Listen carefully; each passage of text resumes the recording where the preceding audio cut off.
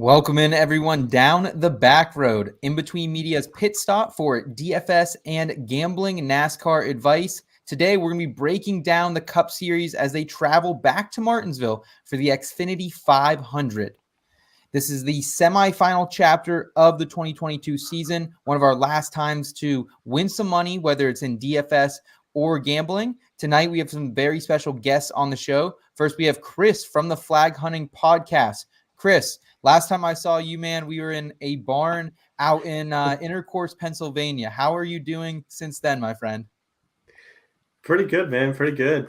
And yeah, that was a fun weekend. Got to meet all you guys in person, and we all had a blast up there. Unfortunately, I missed out on the Vegas live stream. Ian filled in for me, but yeah, things have been going good. Excited to talk tonight. Awesome. It's been a big fall for Chris. He's an Appalachian State fan. So that they had College Game Day up there earlier this season. It was electric, it looked like. And also joining us tonight on the show, guys, is none other than my Busch Light drinking brother, Rory Gibson, aka Rory Picks of the Lane Coin Podcast. Rory, how are you, my friend? Oh, I'm doing awesome. We're coming off a couple of good weekends, getting hot at the right time.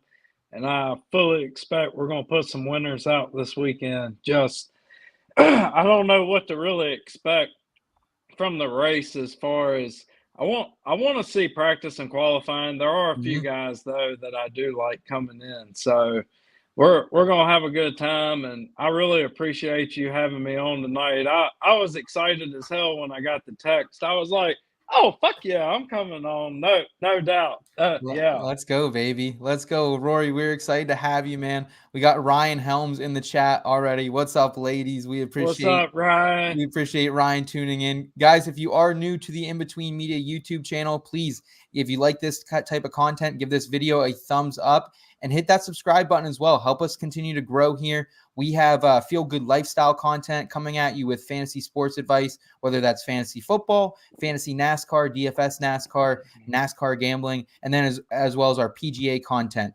Chris, before we go ahead and jump into things, I know you do a little PGA work over there too, so I know this is a busy time for you guys. How's it kind of been all coming together for you guys over there at Flag Hunting? Yeah, no, it's a good time. This fall swing, this is a time of year where you can really hit some big winners. This is actually, we're coming off, we talked about just about on our podcast this week. A year ago today, we hit our biggest winner of all time at Flag Hunting at 175-1 in the golf tournament. Wow. So just a little sneak preview. If you listen to our show, Ian's got a guy on our tickets today for this weekend at 400-1. So yeah, this is a fun swing for golf and NASCAR, because it's the end of the year for NASCAR and the beginning of a new season for golf. So yeah, like I told you before we got on here, we're just hoping to hit one or two big tickets for the season concludes for the year. Ian is the man. Ian is the man. Like, that dude is straight up nasty sick at golf. He's awesome. Yes, I definitely agree with you there, Rory. Guys, before we look ahead to Martinsville, let's go ahead and look in the rear view at these last two races and what we can take away from them and apply it to this week here in the rear view.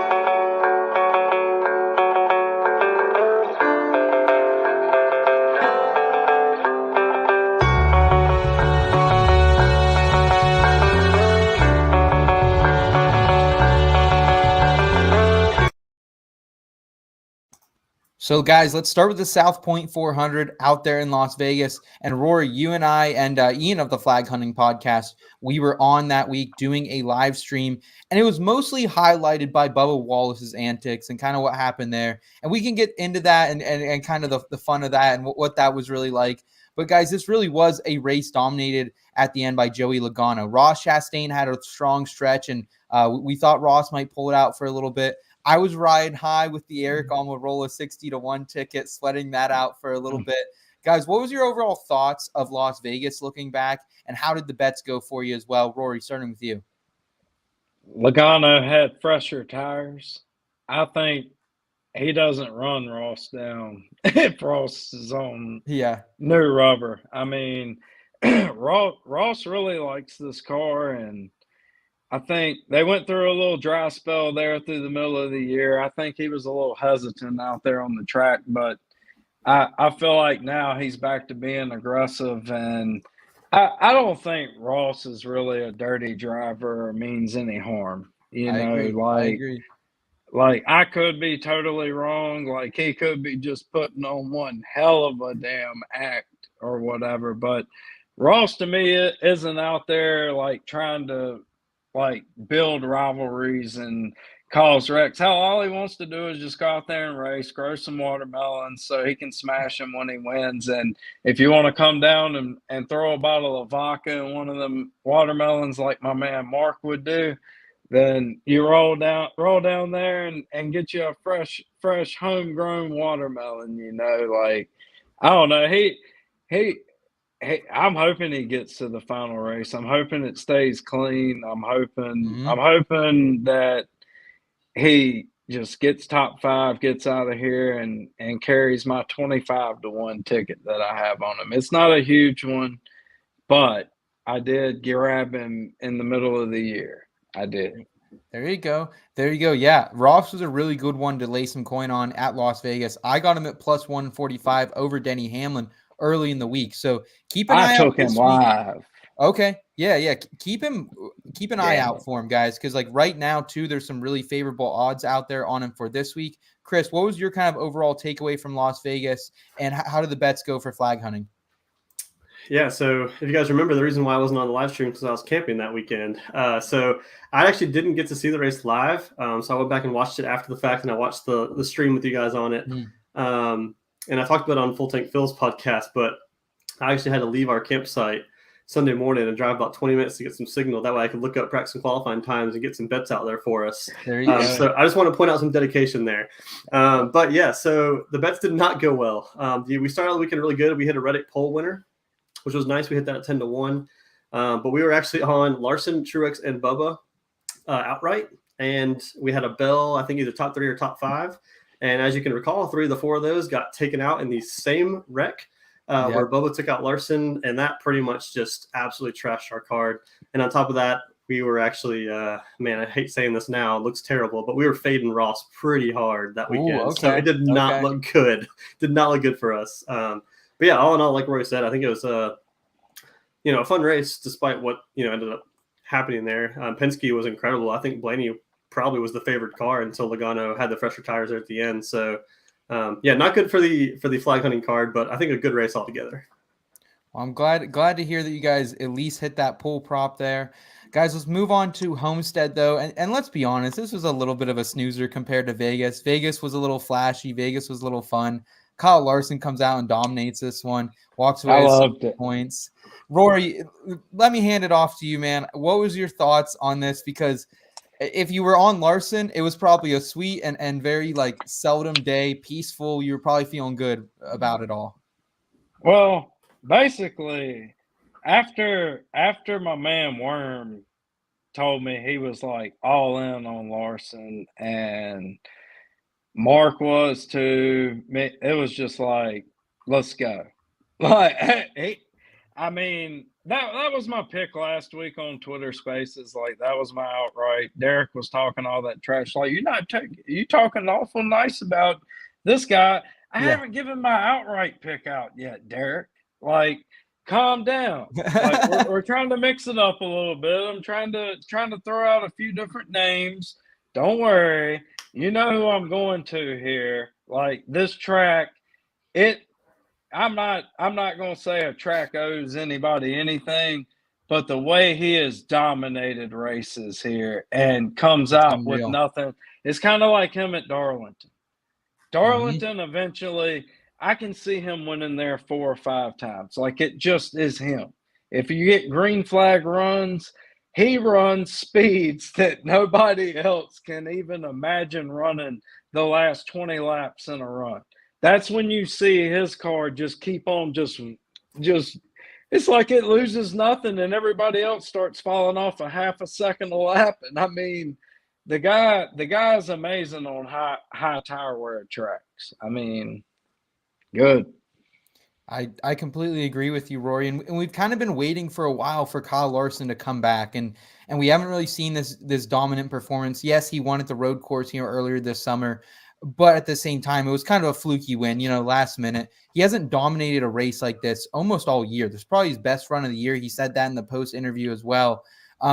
Chris, how did you feel about this? My one big takeaway coming out of this was, is Chevy going to be as good as they were last week the rest of the way? Because I've been riding the Chevy 1-2 finish for a couple weeks. It didn't hit, and it finally hit last week. So I was happy to report that. But what was your overall thoughts on this, Chris? Yeah, no, it really does feel like Chevy has, for a while there, it seemed like we were all kind of fading Chevy for a little bit. Like, man, what happened to them? Like, none of them are running well. It makes you wonder, like, man, were they just saving whatever they figured out until now? Because they've kind of turned it on here of late, especially Larson. We've talked about this a few times on our podcast, but man, if Larson would have just gotten through at the Roval, like, he would be a legitimate threat right now. Like, yes, that's big time. And it's painful, the fact that he didn't get through the Roval. But my biggest takeaway that I'm taking away personally from the model that I ran, like, I think I took the tire code too much into consideration, and it pushed Larson further down my model, which, looking back, if I would have just paid attention to just Homestead data. Larson, what I think about models. I know you do. I know you hate them. But listen, if I would have looked back, Larson at 10-1 was like a no-brainer bet, and I'm kicking myself for not taking it. But we did fade Chase pretty hard last week. We had Denny over Chase and Truex over Chase, and we cashed both of those. So we'll take what we can out of that. Okay. I can't believe you didn't have Larson, Chris. Even my bookie had Larson, because he asked me, and I told him that was a big bet today, and so he went back and put more on it. There we go. I'm sure Ian did. Ian's a Larson guy, so I'm sure he had him. Of course, Ian did. Ian's using the noggin up there along with Rory. Rory, good job this last week, man. You've been on a little bit of a heater. Can we keep it up in Martinsville? That's what we want to know next, though. So let's go ahead and jump into that with Horizon Forecast. Hey, Michael, it was only 20% chance of rain. I think we got all 20.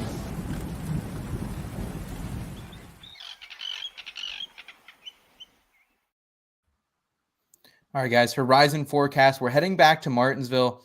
And I'm going to be honest with you. Martinsville is normally one of my favorite tracks. In the spring, it was a little bit of a letdown, if we're being straight up honest. So what do you guys think we're going to get out of this race from a fan perspective, from a fantasy perspective, and from a betting standpoint? What can we expect here going 500 miles in Martinsville? Well, I think fantasy perspective-wise, if you look at probably if it's somebody that you think is going to dominate, they're going to qualify first or second, in my opinion, with the way this car is set up and everything. Like, you're going to have a dominator, I'm pretty sure, unless you just end up with somebody that dominates and, like, wrecks out halfway through the race, something like that. Like, that's what I would be looking at. And, I mean, I'm looking at that a lot towards my – betting going into this weekend. I mean, I'm not taking guys that I really, really don't like and don't trust going into the weekend. I mean, we really don't know what to expect. I mean, if you listen to some of the driver interviews, it's like, yeah, rubber was getting laid down on the track, but then they weren't even noticing any tire wear. Mm-hmm. Like, nothing was changing, throughout the run. So it's one of those things is, all right, so if we're getting rubber laid down, were y'all actually being able to run on the middle groove of the track, or was it just, oh, wow, we got rubber laid down, but it isn't doing any good?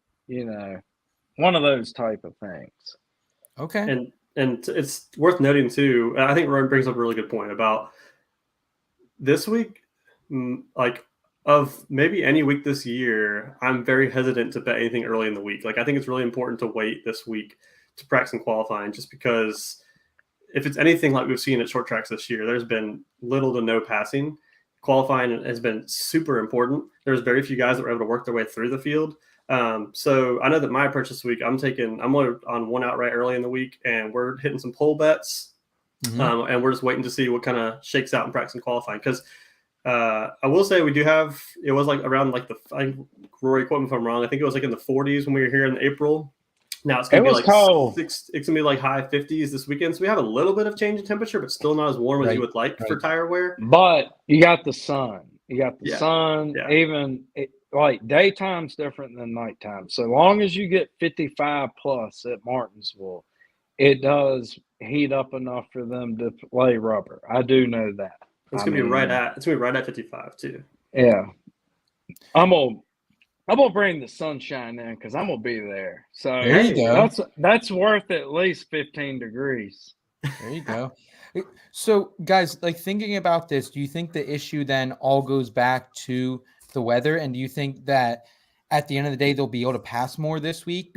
Because I'm still not thinking, because we just haven't seen it at short track. So I'm worried. And Chris, it sounds like you're definitely in the boat. You're going to wait to see what qualifying shakes out here, and then probably take one of those top two cars with another outright up there. If there is one thing I'm factoring in this week, and I know a lot of the time, Rory, you guys over at the NASCAR Gambling Preview Show, you guys don't love to factor in pit stops, but I think this week it really matters. When you think about how that race in the spring shook out, Willie B's pit crew got him ahead. And I think we're going to see that again this week. So pit stops is something I'm going to be taking into account. If you guys are over on Twitter, I suggest following Ryan Stevens on Twitter. He does some really, really good pit stop data. So I'm going to be factoring that in. I haven't seen it yet this week. I'm kind of waiting for that. But something to keep in mind there if you are going to be waiting a little bit to play some bets this week. Rory, are you going to factor in pit stops at all this week, pit crews at all? I know you guys generally do not do that too much over there. Yeah, I mean, I still look at Ryan. I'm one of the ones that's kind of on the pit stop thing. I like a trustworthy pit crew. Like, they don't necessarily have to be the fastest pit crew, but I don't want that pit crew that's leaving wheels loose, falling off the car, like just, that continuously thing. And it always seems like it's the same person a lot of times. Like every once in a while, you're going to end up just, I missed out right here because of the pit crew. But then there's drivers that scare the shit out of you because either, number one, they speed on pit road a lot. Number two, pit crew always makes mistakes. And I mean, it tells during your averages, you get to see like the differences when crunch time is there. And Joey Logano, it's almost like they never screw up. He never screws up, and they never screw up. Like Paul Wolf never screws up. It's almost given like he's going to make the right pit call, and that's like a guy that I trust. And then you go over here to Blaney, and Blaney always is like something. Like it doesn't. I don't even look at the guy half of the time. Bet on anything that he's in. If I'm doing anything, I'm fading him, just like I did last week. Bye. See you. Like I tried ride Blaney. It has not worked. Yeah. Knew something is gonna happen to you. Like I've hit him at Talladega before. I've hit him at Daytona. Like that's where I bet him. Where I feel confident betting him. Like I feel like he has a shot to get to the end of the race and nothing's gonna go wrong. It just like never seems to work out for the guy. The guy can show he just wins these random ass races. Like people talk about Alex Bowman being a hack.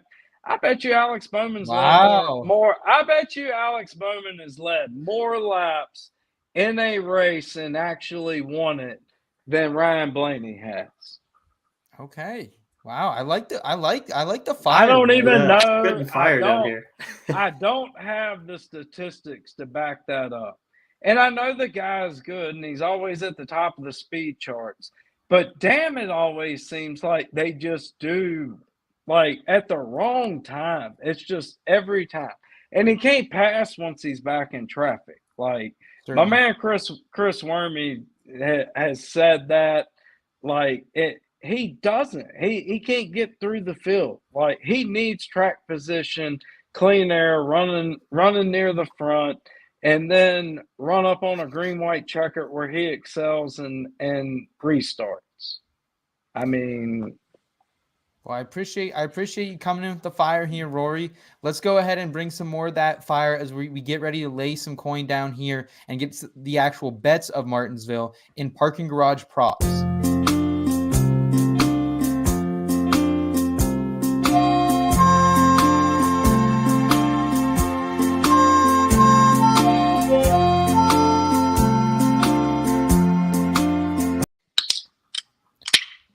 All right, guys. So we're going to start with some odds here.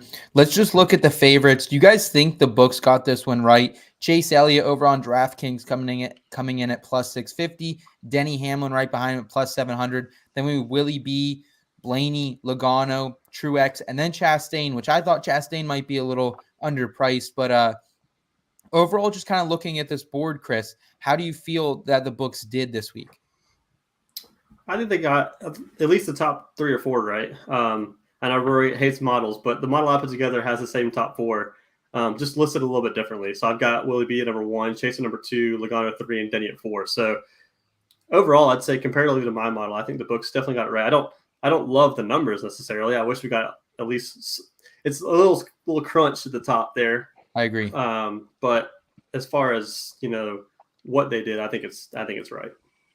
Okay. Rory, do you feel similarly there as well?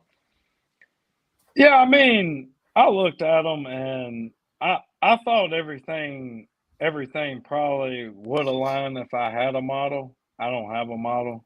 I just have a model wife. So there you go, baby. So we I think they got it pretty right, and I think these are probably the best odds that we've seen at Martinsville in a long time since they're starting at plus 650. I mean, I think they're going off of where they think the money's going to come in also on this. I mean, you got to think about it. Chase Elliott, Denny Hamlin, yeah, they're good here.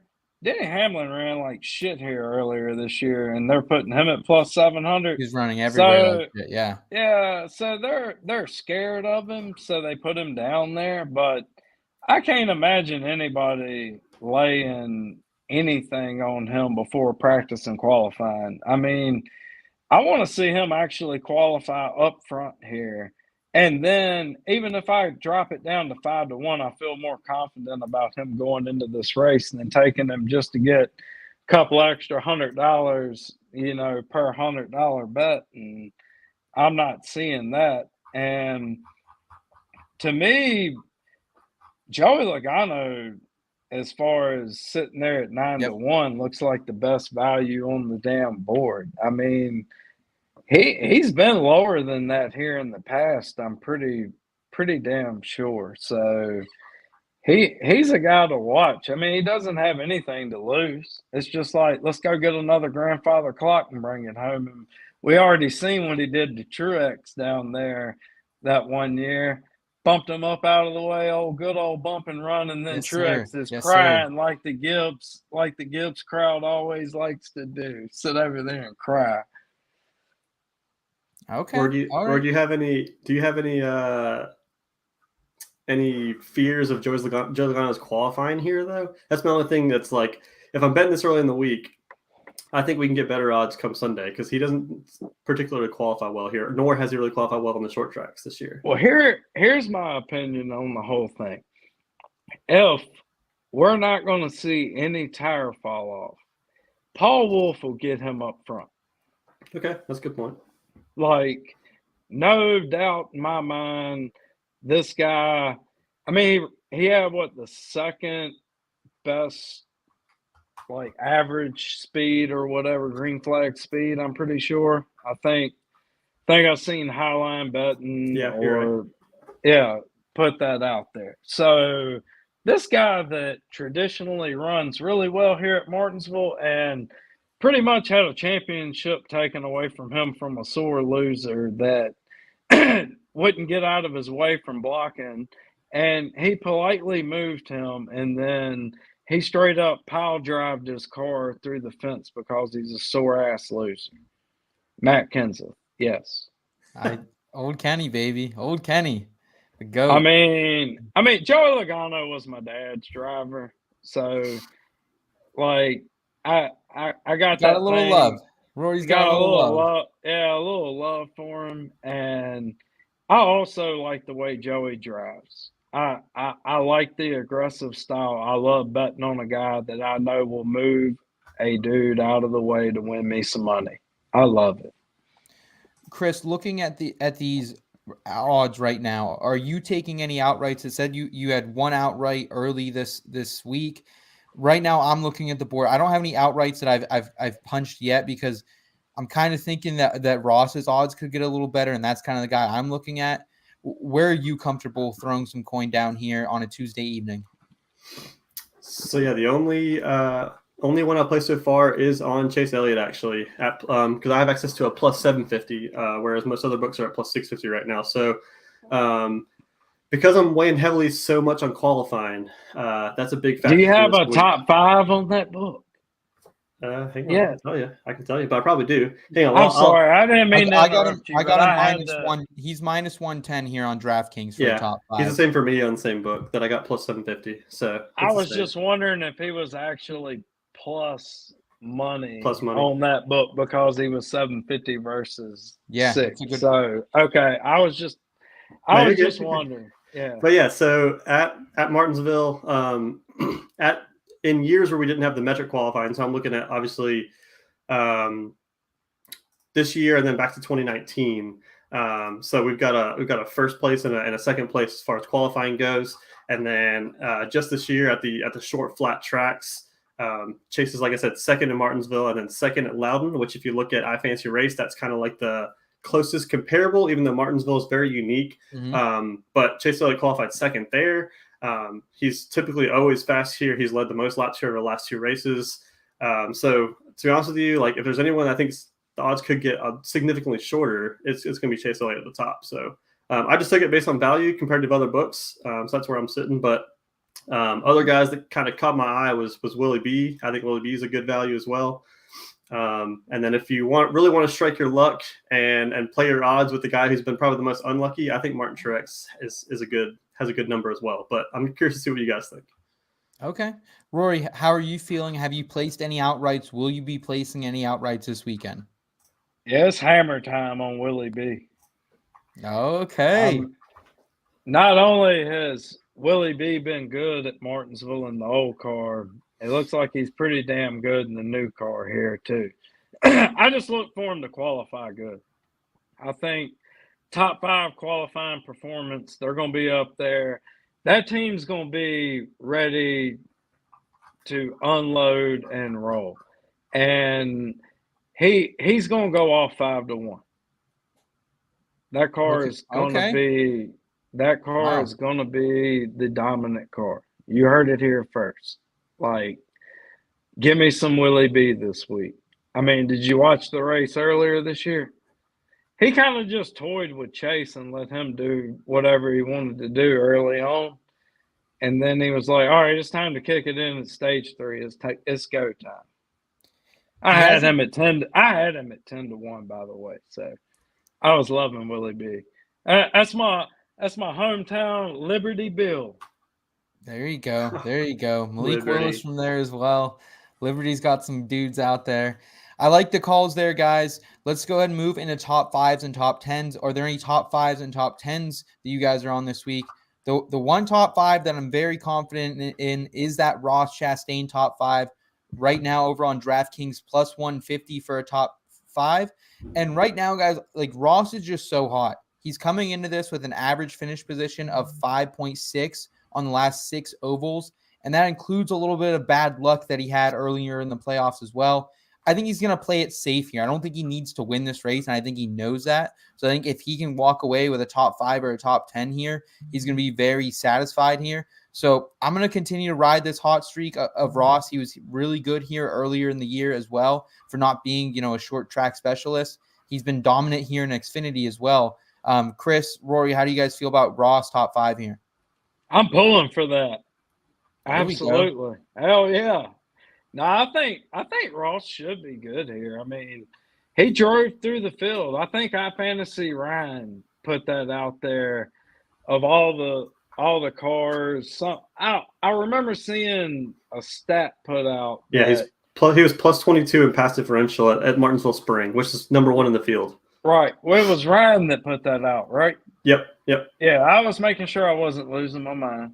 There we go. I don't like to not be able to keep everything up here up top.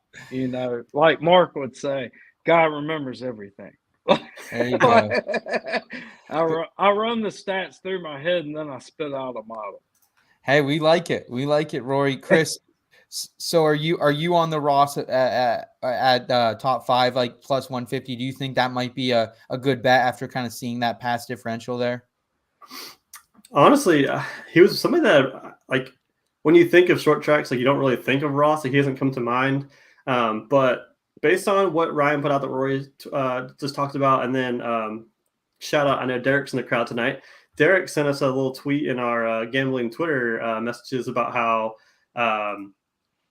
Denny won't be paying back Ross. He basically came out in a quote and said he's not going to pay him back, and especially not this week at Martinsville. And that was one thing I was kind of worried about, because when you go back and watch the Martinsville race, this is a track where it's really easy to just get under somebody and push them up to the wall, and they're not going to hit hard. You don't have to worry about like injuries or anything like. So I was really worried about that. But seeing that quote that Derek put out there, I'm like, if that's not going to happen, and Ross showed so much potential here in the spring, I can get on board with that for sure.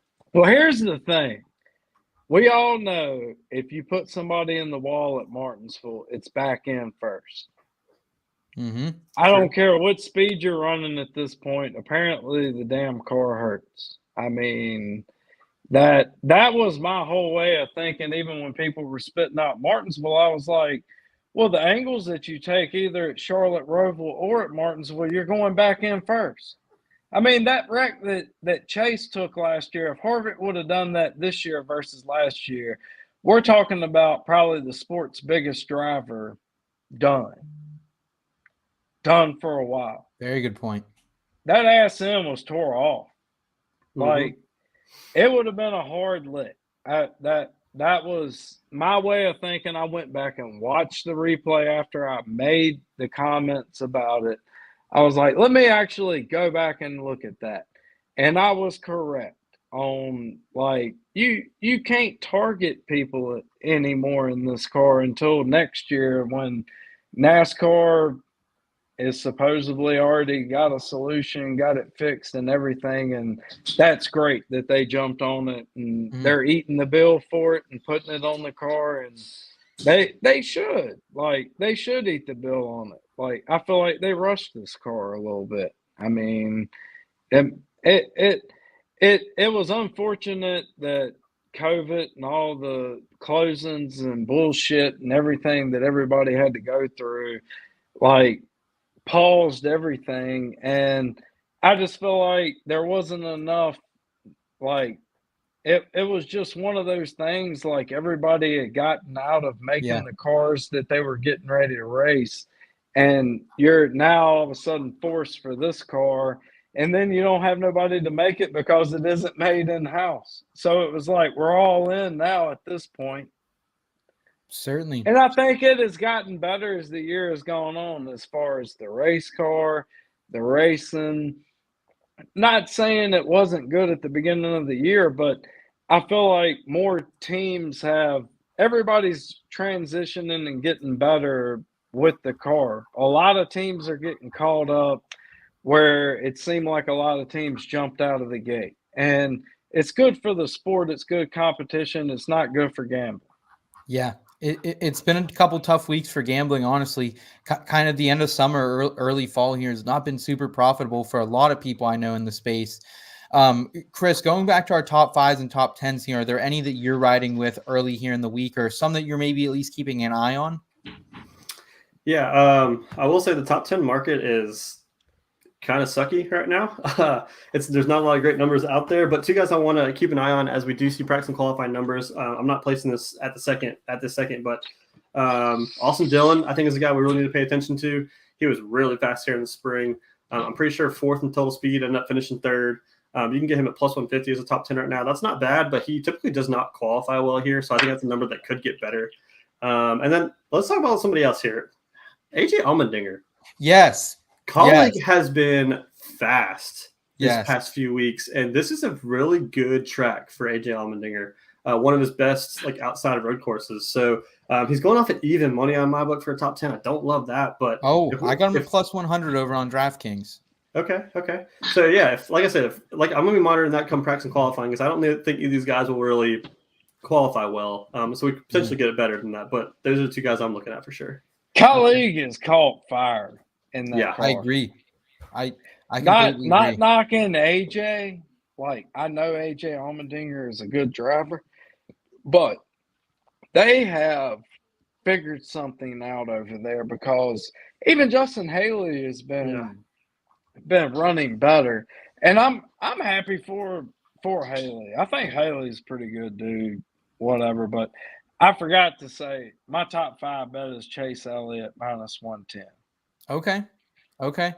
I am with Chris actually on Dinger. That was one of my top 10s. I already placed it. I like that earlier today. And it goes back to just what he's done recently. He has got a top 10 in his last 6 Cup races. That does date back to like July because obviously he's been splitting reps in that number 16 car. And 3 of those are on ovals as well.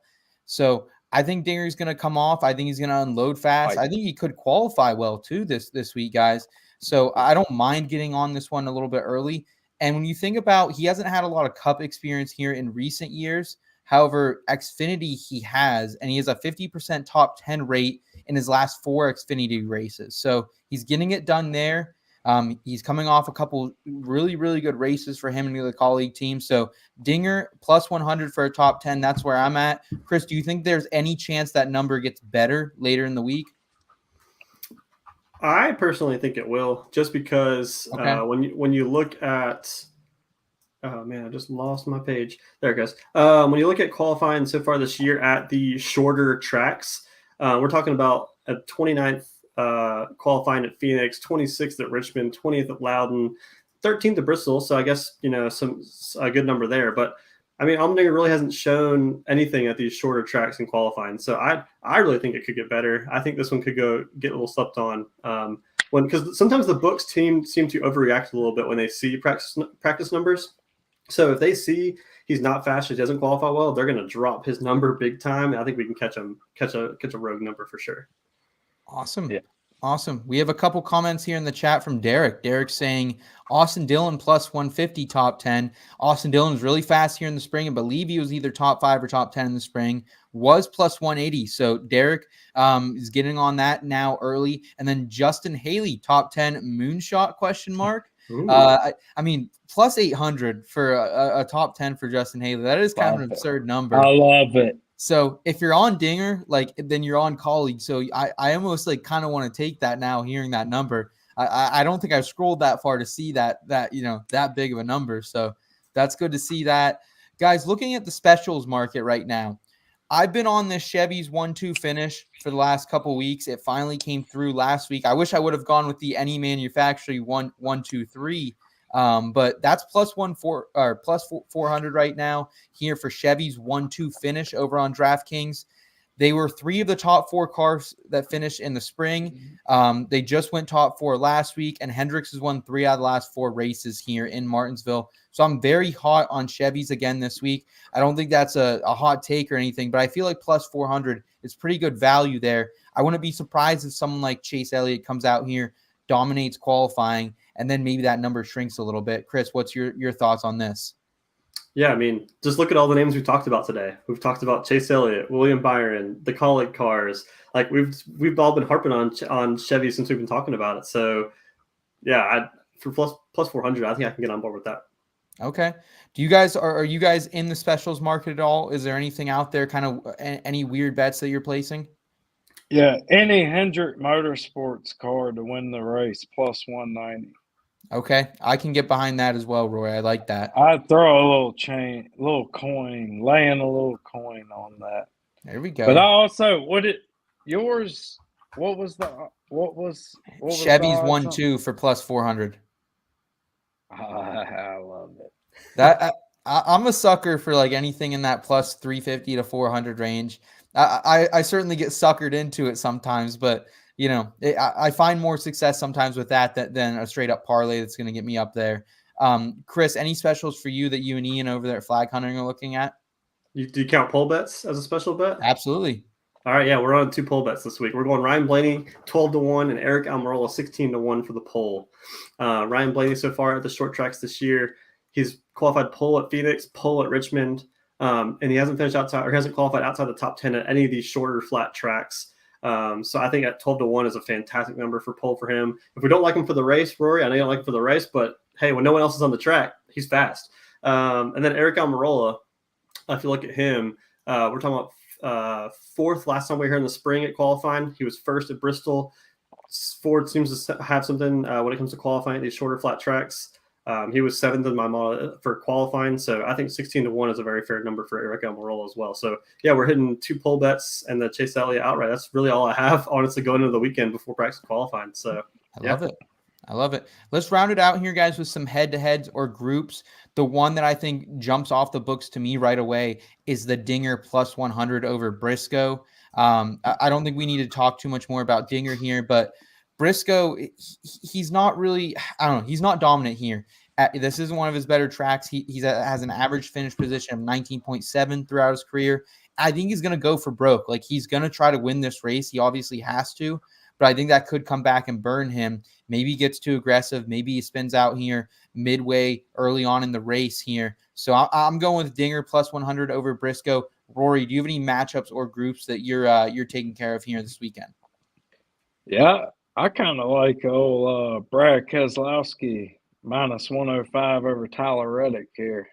Like, it's one of those things I could imagine Reddick just magically popping up through there and having a fast race car, but I feel like the way Brad's been running, they've had some speed. He's been running consistent, and now they're at a short track at a place that he likes to like. He likes this place. He's won here a couple of times. Probably could have won here another couple of times, and I feel like they're going to qualify good. I think if he gets in the top 10 qualifying, that car is going to stay up there. And then I can even see him if he qualifies a little bit down the board. I think he can get through the field eventually here, just piece by piece, drive a veteran race and end up with a top 10. And then you have somebody like Reddick that I think is just going to fall through the field. Like, they're going to make a mistake. Reddick's like that type of driver you like to take outright, but you don't like taking Tyler Reddick in matchups and stuff. He hurts your feelings a lot. I agree. I've never had much luck with him in a matchup, Rory. I like that call there. Chris, do you want to round us out with any head-to-head or groups that you're on this week? Yeah, I think we've talked about him quite a bit today, but I think William Byron, he's at plus 100 right now over Denny Hamlin. Denny did not run well at all here in the spring. He was actually pretty bad. And I know this is historically a really good track for Denny, but he hasn't shown that short track prowess this year quite as much. So, the track that William Byron was really fast at, and a track that we really like him at, especially in the qualifying market, and to get plus money too. I think this is worth, as Roy would say, it's a hammer time play. Hammer time, baby. Hammer time. Well, guys, we're going to go ahead and move forward to our final segment of the show. We're going to kind of transition out of the NASCAR talk. Still NASCAR, but a little less betting talk. I love all the plays. Like, honestly, Martinsville is one of my favorite tracks to watch, one of my favorite ones to bet before the spring race, at least it was. But we're going to jump over into talk a little bit about next year and kind of what we can prep for that. But first, I just wanted to thank everyone for tuning in already. It's been a great show. So hang around, guys. We're going to talk a little bit more here in our final segment, Backroad Stories and Advice.